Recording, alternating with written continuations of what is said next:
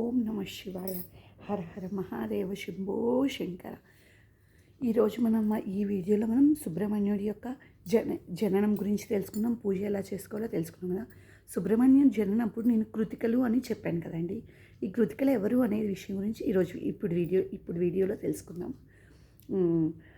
శివుడు పార్వతులు 100 సంవత్సరాల నుంచి క్రీడిస్తూ ఉండగా దేవతలందరూ అనుకుంటున్నారంట ఏమని అంటే, ఈ శివుడు జగత్తునే సృష్టించినవాడు, అమ్మవారు జగన్మాత, వీళ్ళిద్దరితో కలయికతో పుట్టిన బిడ్డ ఏ భూతమవుతుందో, అంతకంటే ఎంత పవర్ఫుల్గా ఉంటుందో మనం తెలుసుకోలేం కదా.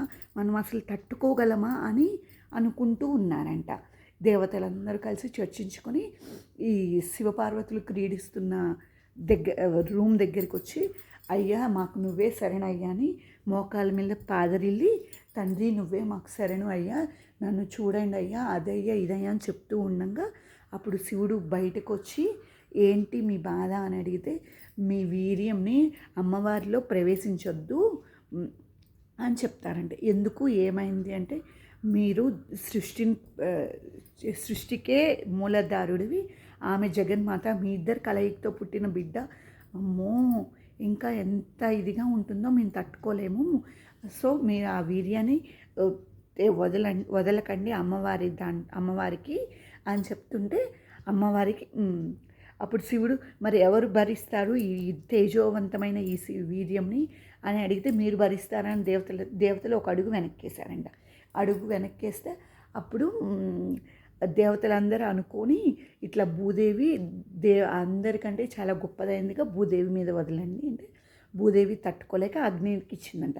అగ్ని తట్టుకోలేక మళ్ళీ భూదేవికి వేస్తే, భూదేవి శరవణగట్టు అని తెల్ల పూలు కాస్తుందంట. తెల్లుగట్టు అంటారంట. మన దాంట్లో సంస్కృతంలో అయితే శరవణ అని ఉంటుందంట. అది అక్కడ వదిలేశారంట. అట్లా ఉండంగా బాబు జన్మిస్తాడంట.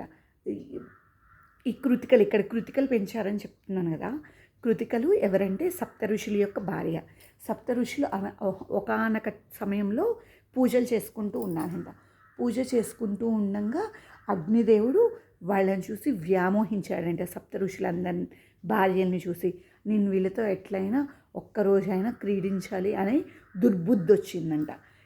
ఈ విషయం తెలుసుకున్న అగ్నిదేవుడి యొక్క భార్య స్వాహాదేవి, ఈ విషయం క్రీడించాలి అనుకుంటున్నాడు నా భర్త, కానీ అది చాలా తప్పు కదా, ఈ విషయం సప్త ఋషులైన వారికి తెలిస్తే నా భార్యతో క్రీడించాలని అనుకుంటున్నావు నువ్వు, ఎంత పెద్ద శాపం విధిస్తాడో నా భర్తకి అని చెప్పి ఏం చేసిందంటే, అమ్మవారు స్వాహాదేవి ఆ సప్త ఋషుల యొక్క భార్యలు 6 రూపాల్లో వెళ్ళి తన భర్త అయిన అగ్నిదేవుడితో స్వాహాదేవి క్రీడిస్తుంది. వాళ్ళ రూపంలో వెళ్ళి అగ్నిదేవుని సంతృప్తిపరుస్తుందంట. ఈ సప్త ఋషుల్లో అరుంధతి వశిష్ఠుని యొక్క భార్య, కానీ అరుంధతి రూపంలో వెళ్ళలేదంట స్వాహాదేవి. ఎందుకంటే అరుంధతీదేవి అంత పవిత్రమైందంట. చూస్తే చాలు దగ్నమైపోయేటట్టుగా, మనం తప్పు చేశామంటే దగ్ధమైపోతామంట, అంత పవిత్రమైనదంట ఈ అరుంధతి. సో అరుంధతి దగ్గరికి అరుంధతి వేషంలో వెళ్ళలేదంట.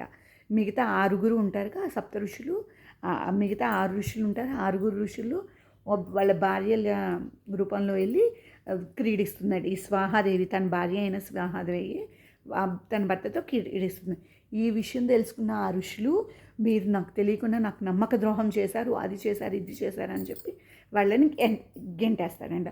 గెంటేస్తే వాళ్ళు చాలా బాధతో ఈ శరవణము అనుకుంటున్నాం కదా, ఆ తెల్లుగట్టు దగ్గరికి వచ్చి కూర్చొని బాధిస్తూ ఉన్నారంట. అంతలో వాళ్ళు బాధిస్తూ ఉండంటే ఆ సమయంలో ఎంతో తేజోవంతమైన, ఎంతో శక్తివంతమైన ఆ బాలుడు ఏడుస్తూ కనిపించాడంట. అయితే ఈ బాలుడు, నా భర్తను మమ్మల్ని వదిలేసిన కారణంతో ఈ బాలుడికి పాలిస్తే, శివకుమారుడికి పాలిస్తే మా పాపాలు పోతాయి, నీకు పాలియ్యం మేము, నా పాపాలను మీరు తీసుకొని మమ్మల్ని మా భర్తల దగ్గరికి పంపించండి అని చెప్పి పంపివ్వాలి అని శివపుత్రుడైన సుబ్రహ్మణ్యుడితో కోరుకుంటుంటారు. ఆ సప్త ఋషులే ఈ కృతికలు, ఆ సప్త ఋషుల యొక్క భార్యలే ఈ కృతికలు. ఎట్లా వచ్చారో తెలుసుకోవాలనుకున్నాంగా, ఇదే ఆ వీడియో.